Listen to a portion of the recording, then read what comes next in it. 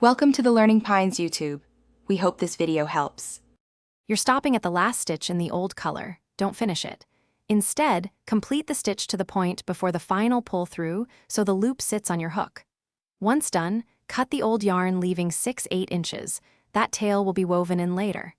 Next, bring the new color under the hook from the back so it's ready.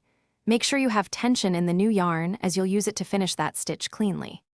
You'll yarn over with the new color and pull through to complete the stitch, which locks the color change into the fabric. After finishing, gently tug both the new and old tails to remove slack, but don't pull so tight you pucker the stitch.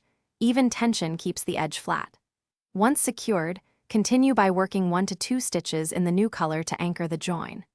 Make sure to maintain hook orientation and consistent tension. You now weave the 6/8 inch tails into the wrong side across several stitches using a tapestry needle. Weave in the direction of the fabric to hide movement. Once woven, trim tails close but not too short. Leave a bit tucked to prevent slipping. If the edge looks uneven, block the piece gently to relax stitches and even tension. If you see holes or gaps near the join, work a nearby slip stitch or tighten the affected stitches to close the gap and preserve the pattern.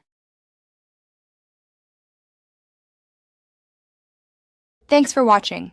Consider subscribing if we helped you.